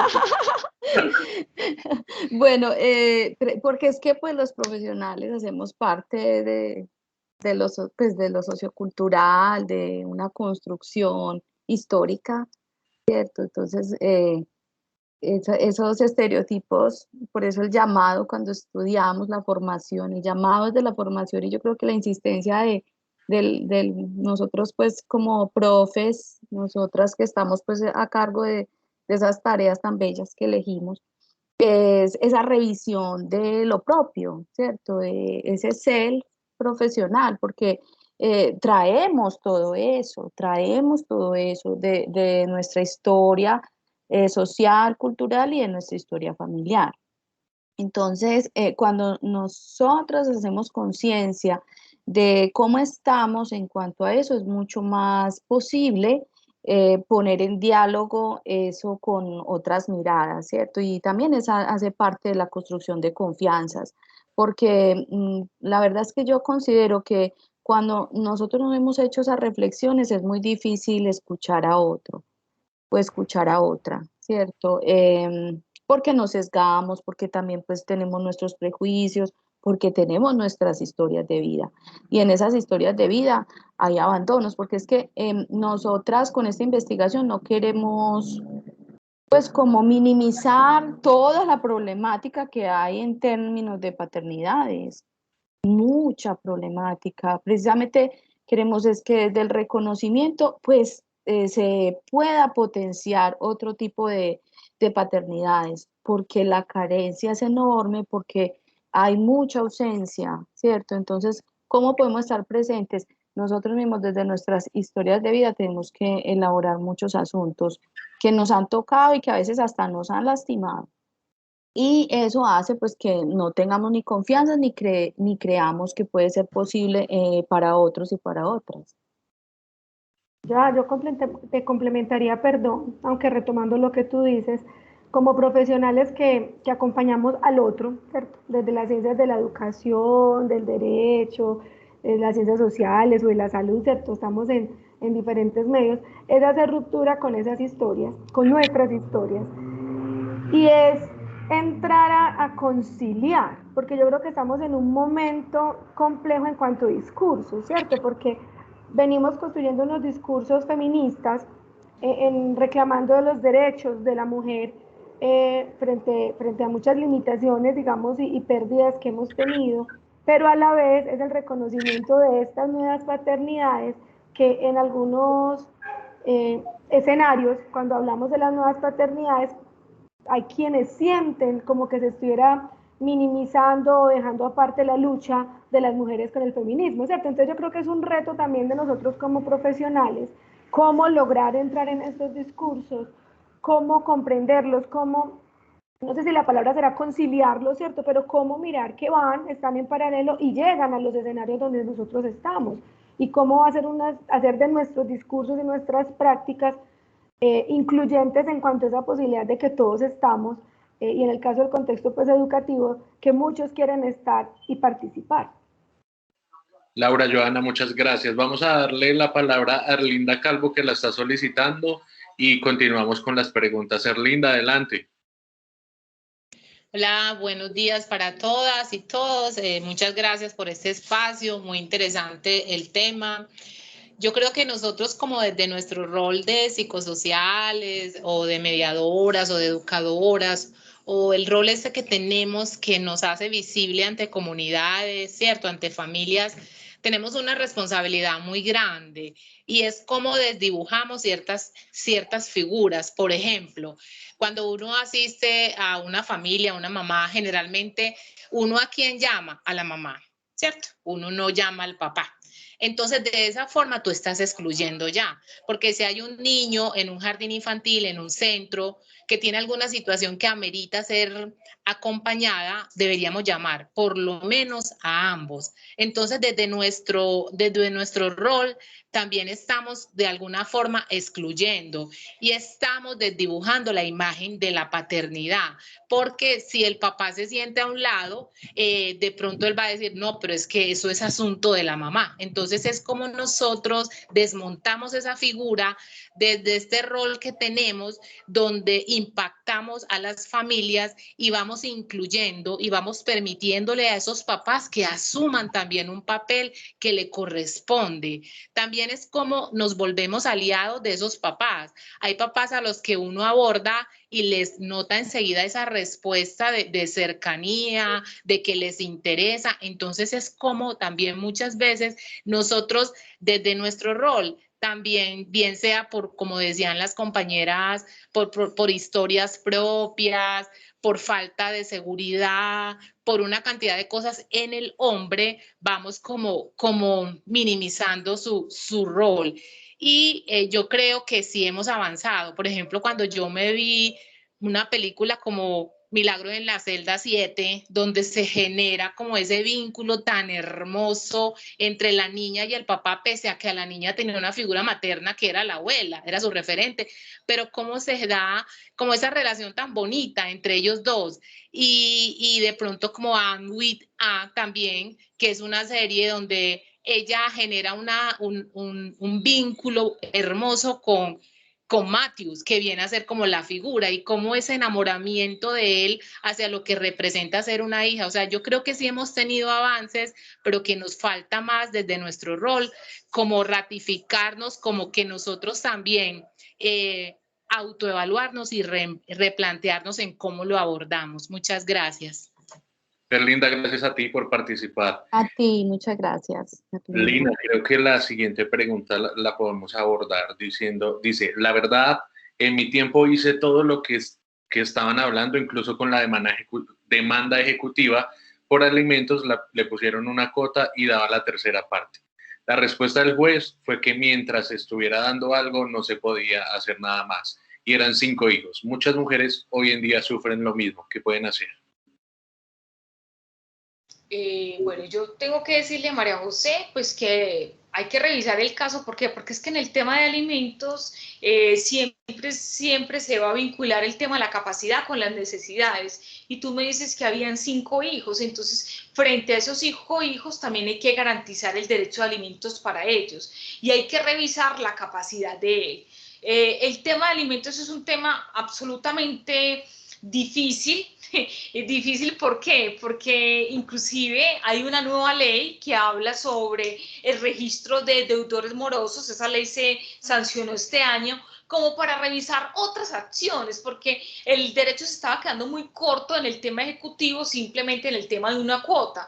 Entonces te cuento algo, y es que si ese padre incumple con la nueva ley, se determina que va a tener otras consecuencias jurídicas más graves, y en este caso estamos hablando, por ejemplo, imposibilidad de salir del país, que tenga imposibilidad de vender bienes, que tenga imposibilidad de tener préstamos, en este caso entidades bancarias. Entonces hay que revisar muy bien la situación, y también mi invitación es esta, y es que frente al tema de las demandas alimentarias, si hay nuevas necesidades, lo interesante es que usted puede volver a demandar. No hay una decisión definitiva, sino que uno puede, en este caso, hacer revisión de estos procesos a partir de las necesidades que se tengan con los niños. María José, ¿quieres agregar algo? Sí. La verdad, cuando yo lo eché de mi casa, porque no me servía prácticamente para nada, me paré de una depresión horrible porque eran 5 hijos, él cambió totalmente, la familia de él estaba metida en eso.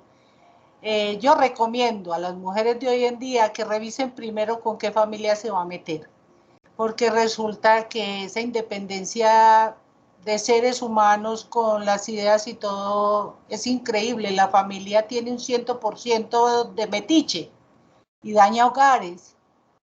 Entre esas estaba mi suegra. Por los lados de la justicia no me funcionó nada, nada. Ya mi hijo menor tiene 24 años. Nunca respondió por él aún siendo... Tuve 5 hijos y todos 5 eran de él y por ninguno.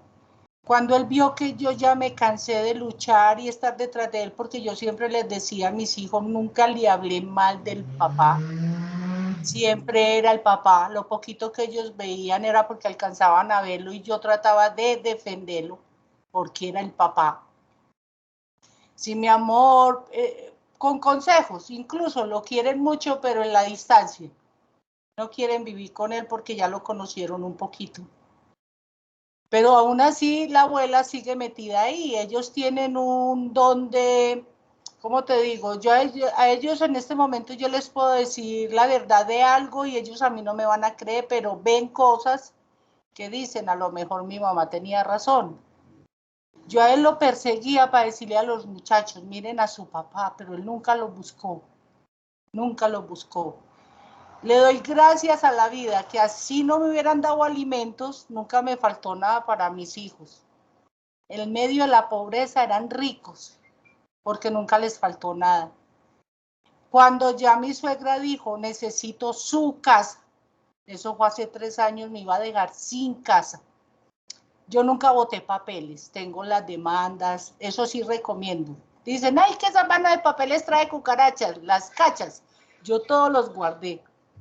Guardé los papeles, guardé la poca cuota alimentaria que me daba. Todo lo resumieron y dijeron, ¿usted qué reclama? Así se venda la casa, usted le tiene que pagar a ella todo lo que usted le debe. Y no me pudo quitar mi casa. Pero sí me echó muy en contra a mis hijos. Mis hijos me buscan solo cuando necesitan un favor de mí. De resto no me buscan, porque yo llegué a un punto que cuando me paré, viendo la experiencia que tuve, me ayudó a madurar mucho. Cuando yo ya veía que ellos estaban grandecitos y querían algo más, y yo, mi amor, yo le doy lo que tengo.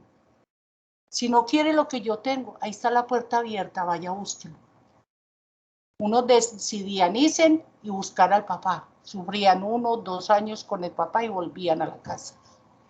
Pero ya como tratando de maltratarme a mí tanto física como psicológicamente. Pero cuando uno pasa un periodo de depresión, que es casi una locura, ya cuando vuelve en sí, uno dice, a los locos es muy difícil que los maltraten. Yo ya de mis hijos no me dejo maltratar ni de nadie, les pongo los puntos sobre las íes, pero sinceramente, yo quisiera que con mi experiencia pudieran ayudar a muchas mujeres. Hay abogados muy corruptos que se dejan comprar. Y a mí me pasó eso. Me tocó. María José, gracias por compartirnos la experiencia. Creo que esto hace parte de lo que venían hablando en la ponencia, en que todos estos temas tienen que verse con particularidades. Son temas distintos, son realidades distintas las que viven cada una de las familias, procesos muy distintos. Es muy importante oír este tipo de historias. Creo que también relata un poco lo que se habló en el conversatorio sobre esas relaciones, sobre esos vínculos sentimentales que van mucho más allá de esos vínculos, sean representativos de dinero, sean representativos de poder y demás. Y obviamente estas nuevas dinámicas y demás no son ajenas a las realidades y las influencias que tienen las familias y los miembros de estas familias. Entonces la invitación, como hemos dicho en la ponencia, es a tener esos conceptos claros, en saber que familia la constituye muchas veces, como decíamos, todos estos de sangre o algunos elegidos o todo este entorno que compromete estos procesos. Oscar, adelante.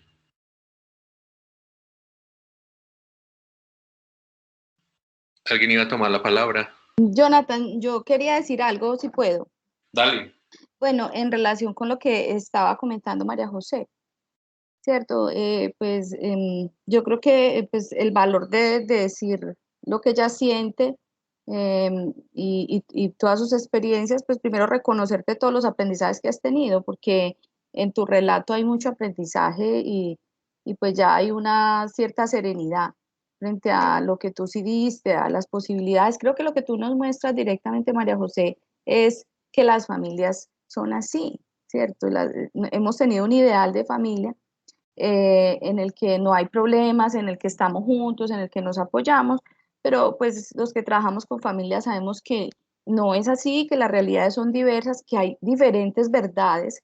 Tú tienes una verdad, tus hijos tienen otra verdad, la abuela de tus hijos tiene otra verdad porque han sido diferentes las experiencias, entonces es esa construcción de todas esas verdades la que hace una historia colectiva, ¿cierto?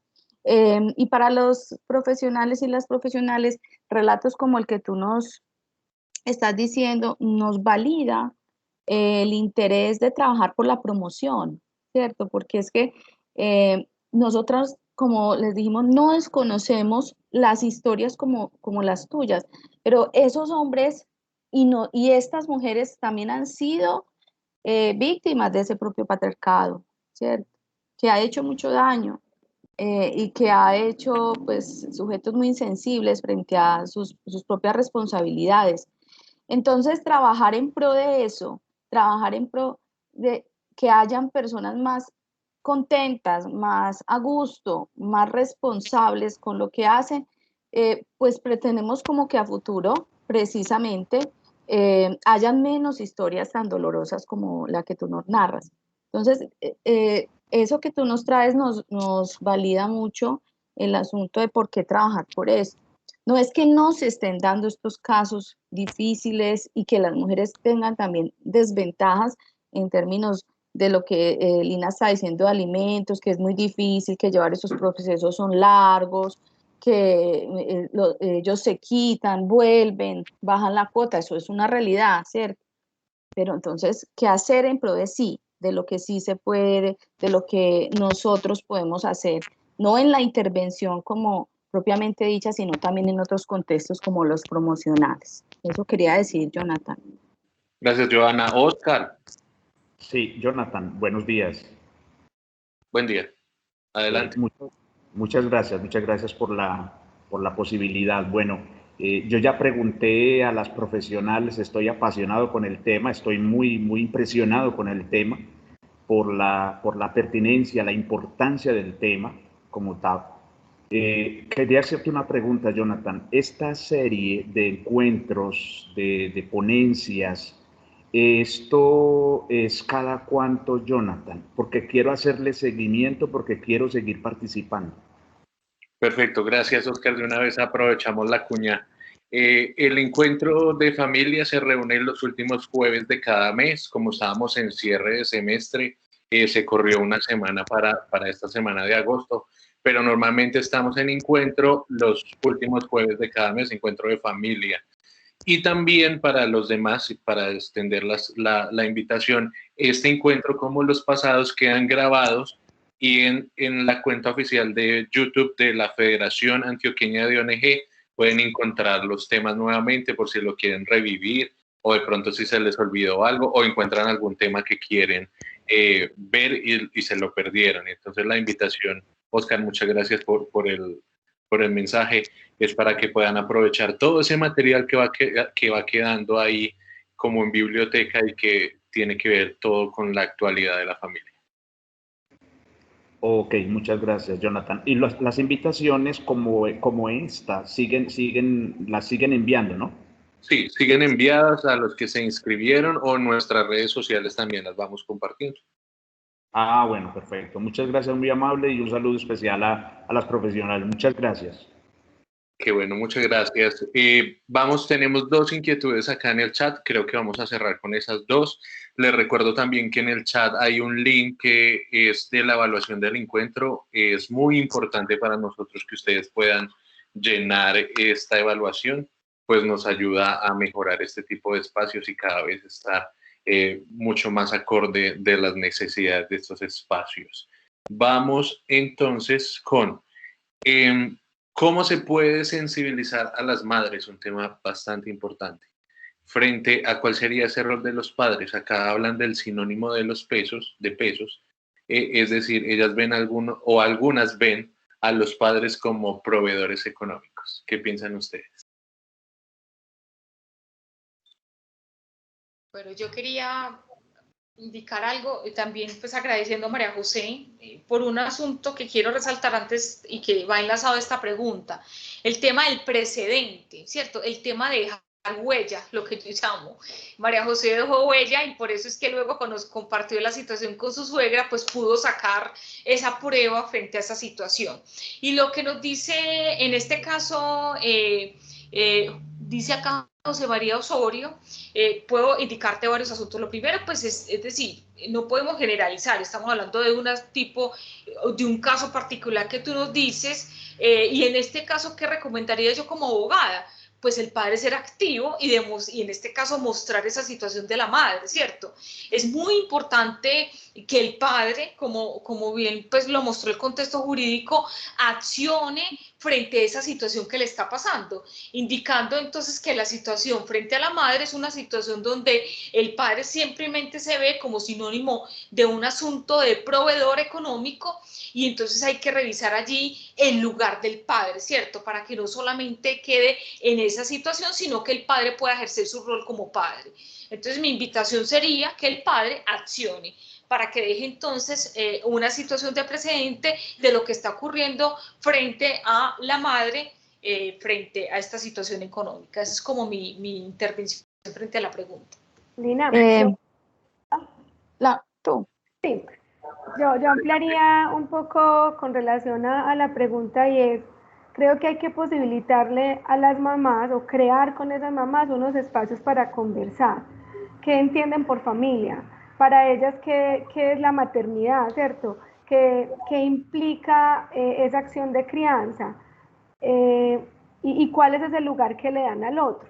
Si el lugar que está construido es como proveedor, ¿cierto? Volvemos a algo que decíamos ahorita, es un asunto cultural, puede ser el perpetuarse asuntos de historia, de familia, ¿cierto? De cómo ha sido la dinámica de mis familias, ¿cierto? Y cómo eso yo de una otra manera lo sigo practicando.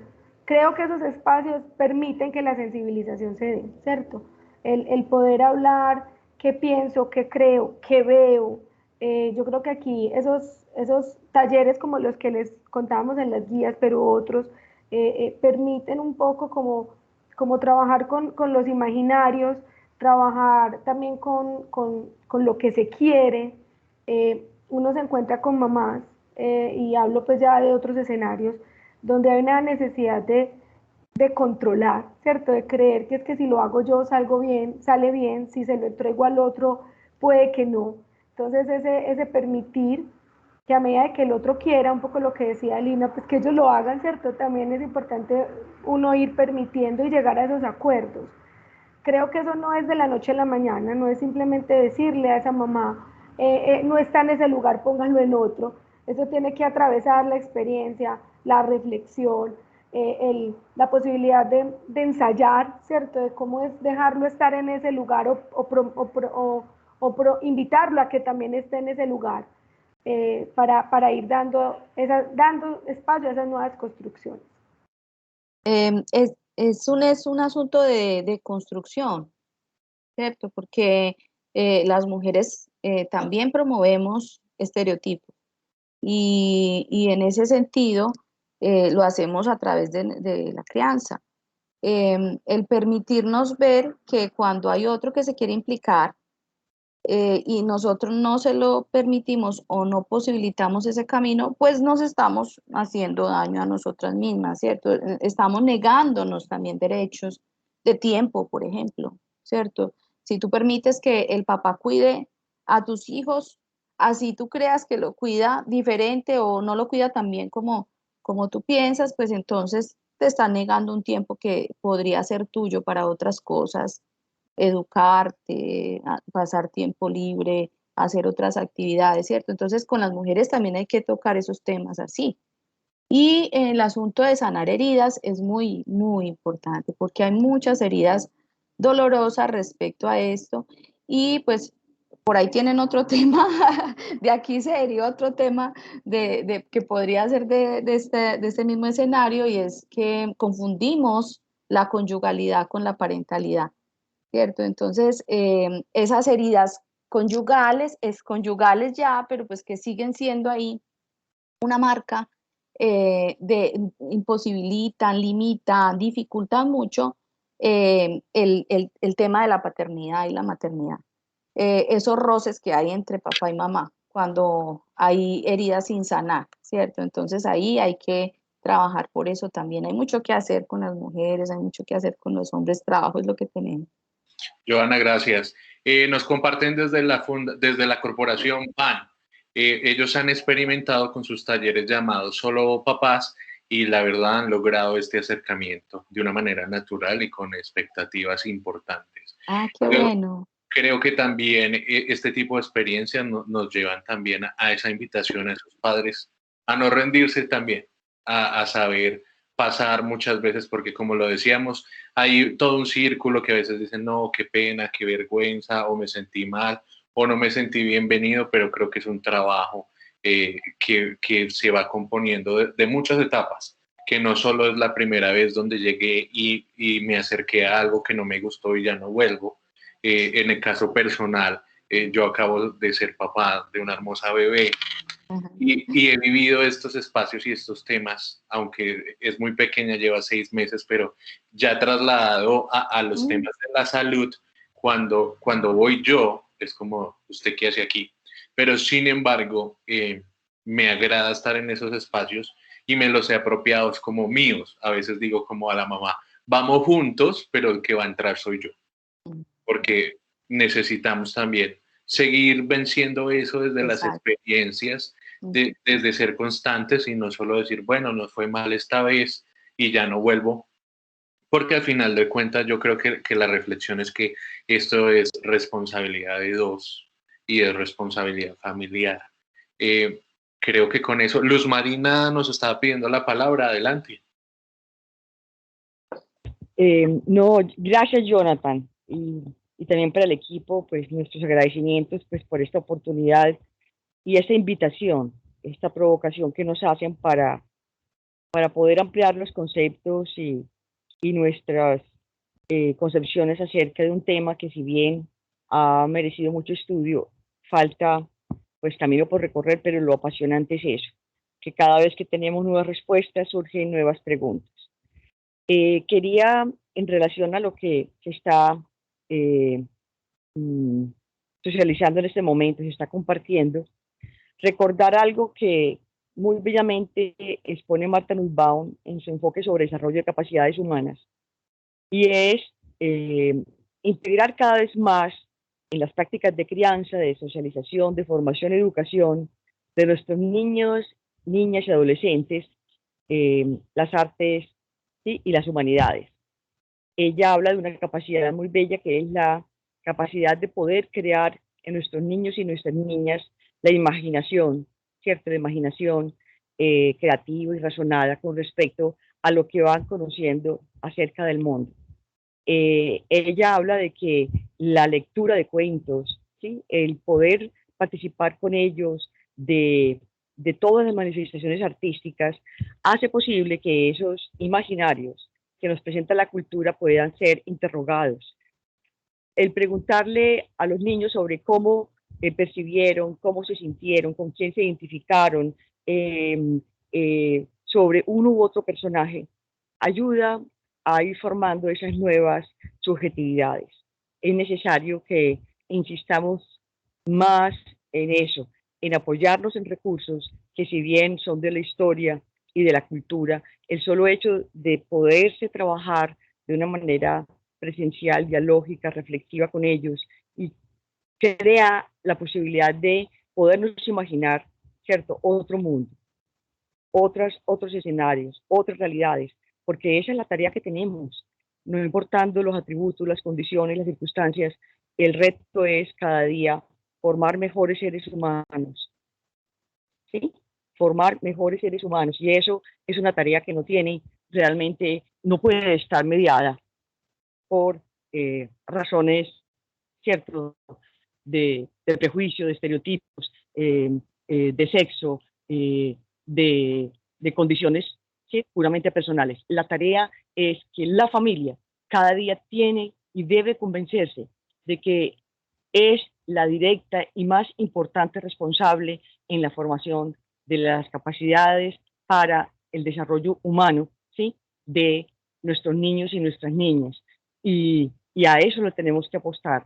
Papás y mamás son figuras claves, y todos aquellos que entren a formar parte de su red de apoyo, que de verdad les ofrezcan esa protección, esa seguridad, ese amor, un vínculo que les permita crecer en libertad, eso nos permitirá compensarle a nuestros niños y nuestras niñas, a nuestros hijos, a nuestros nietos, realmente, pues, de adversidades, podrán neutralizar los impactos de cambios, de crisis, que es lo que realmente más los afecta. Así que gracias por estas narrativas, gracias por la construcción de estos discursos basados en experiencia, en observación, en el trabajo de otros, en su propia introspección, en todo lo que aún emerge aquí con este diálogo interactivo. Muchísimas gracias por provocarnos y por invitarnos y por dejarnos pensando sobre los desafíos que tiene la familia y sobre los desafíos que tienen los hombres padres en estas nuevas realidades que están emergiendo y que están dinamizando y están problematizando sobre lo instituido, sobre lo hegemónicamente establecido, sobre lo que está naturalizado, sobre lo que definitivamente genera discriminación y exclusión. Muchas gracias. Luz Marina, a ustedes, Luzma, por invitarnos. Muchas gracias. Vamos a darle la palabra a Héctor Fabián y con él vamos a cerrar este espacio de interacción con el público. Héctor Fabián Gil, adelante. Bueno, muy buenos días para todos. Es un gusto escuchar todas las conversaciones que se han tejido en esta mañana. Yo hago parte de un proceso de familias de estrategia gestación a 2 años de Confenalco Antioquia. Mi rol ahí es artista mediador, acompañando con equipo psicosocial y pedagógico. Y nomás en uno de los GET de esta semana, abordando unos casos de Maceo Antioquia, nos hacíamos esas preguntas de la relación que se teje también con la institucionalidad y con las empresas. Es decir, pues un tema que me encantó cómo lo abordaron, y es cómo uno como papá, porque soy papá también, va haciendo esas conquistas para que en las instituciones, en las empresas comprendan que uno quiere ir a un control, que uno quiere ir a la ecografía, que uno quiere ir a recibir las notas de su hijo, y que no es un asunto de reemplazar a la mamá, sino que es un asunto de participar. Me gustó también mucho algo que mencionó la compañera que habló antes de yo pedir la palabra, y es el rol de las artes en todos estos procesos educativos, ¿cierto? Las artes como esa mediación, no las artes como, es decir, no el arte por el arte, sino como esa mediación y esa apuesta por lo ético y estético para acompañarnos y encontrarnos en la diferencia. Me extendería mucho más, pero sé pues como los tiempos ya de ir finalizando. Entonces agradecerles por este encuentro, me gustó mucho. También hay unos asuntos que desconocía también desde lo legal y me invitan también como a revisar desde ahí, porque uno a veces cree que es un asunto que se da desde lo ético y estético, pero también hay unas normas, hay unas apuestas legales que hay que saber escuchar, apropiar y compartir también con las familias. Entonces, muchas gracias por todo. Un abrazo. Héctor, gracias a ustedes. De esta manera, Joana, Lina y Laura, les agradecemos mucho por estar participando en este espacio de Grupo de Familia, al Grupo de Familia de la Federación Antioqueña de ONG por abrir este espacio, a la Federación Antioqueña de ONG por apoyar el espacio. Les recordamos la invitación, en el chat pueden encontrar el link del libro para que puedan llegar a conocerlo muy detalladamente. También están experiencias de resultados que está en YouTube, que nos compartió Laura muy amablemente, y todo este contenido que hemos visto el día de hoy. Recuerden, a partir del día de mañana, si desean revivir algún espacio, algún momento de este encuentro, lo pueden encontrar en la cuenta oficial de YouTube de la Federación Antioqueña de ONG. Ahí estará colgado para que les quede a todos ustedes. Laura, Lina, Laura y Joana, muchas gracias por acompañarnos. Muchas gracias a ustedes. Muchas gracias a ustedes. Feliz tarde. Que estés muy bien. Muchas gracias por la invitación.